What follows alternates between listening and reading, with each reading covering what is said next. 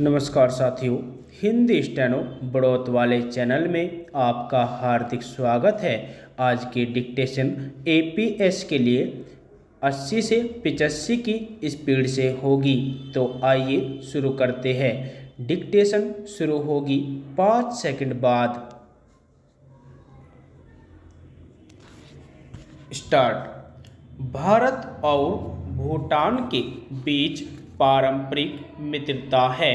भारत ने भूटान के विकास में निरंतर दिलचस्पी ली है। दोनों देशों के बीच व्यापार और वाणिज्य बिना किसी प्रतिबंध के होता रहा है। इंदिरा गांधी और राजीव गांधी के ही शासनकाल में दोनों देशों के बीच मित्रता बढ़ी। तब से बाद में आने वाली सरकारें भूटान के साथ अपने संबंधों को बनाए रखने में ही सफल नहीं रही, बल्कि उन्हें अधिक विस्तृत और गहरा किया गया है।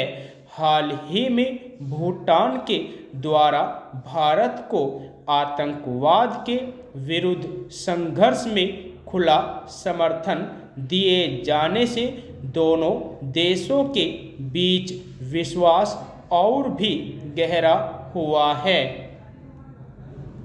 म्यांमार के साथ तो भारत की नीति पूर्व की ओर देखो नीति का ही एक अंग है।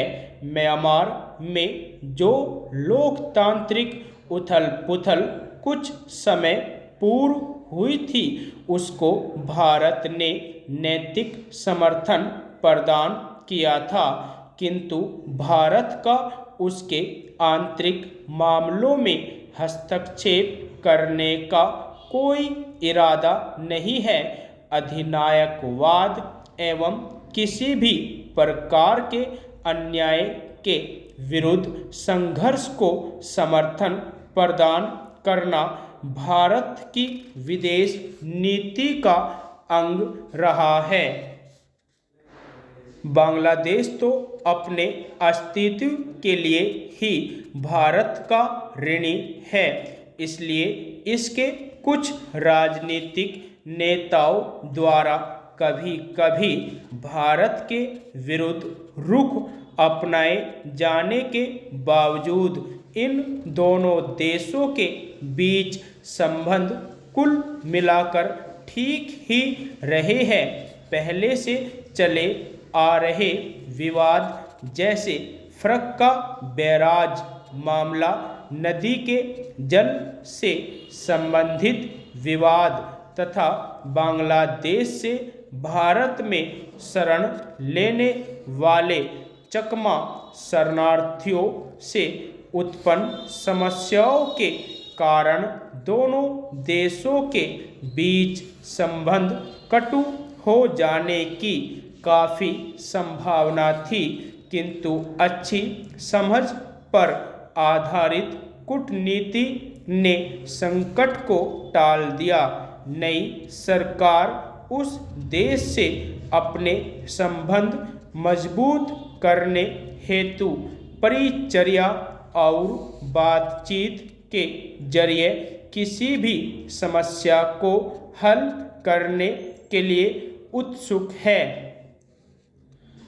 चीन के द्वारा भारत की उत्तरी सीमा पर भारतीय प्रदेश पर बराबर चल रहे कब्जे के कारण भारत और चीन के बीच संबंध सामान्य होने में बाधा उपस्थित हुई है।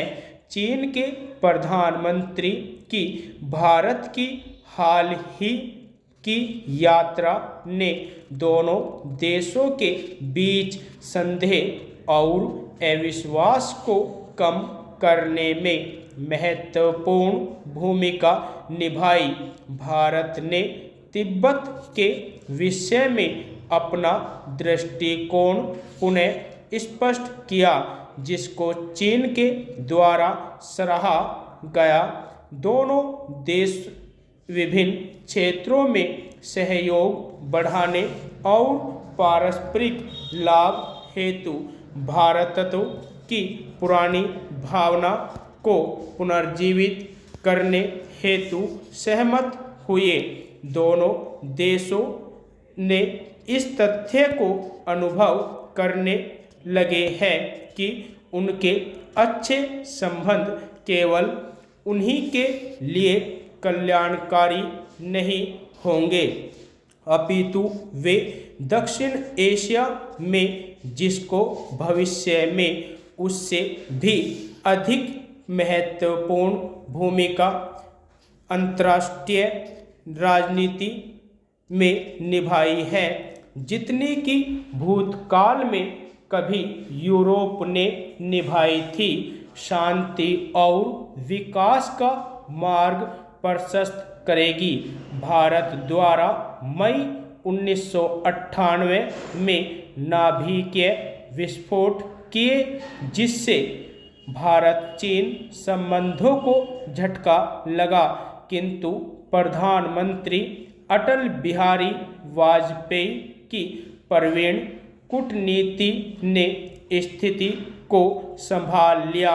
जनवरी 2002 में चीन के प्रधानमंत्री की भारत यात्रा ने भ्रम के बादलों को साफ कर दिया। यदि आपको डिक्टेशन अच्छी लगी हो तो हमारे चैनल को सब्सक्राइब करें तथा वीडियो को लाइक व शेयर भी करें। धन्यवाद।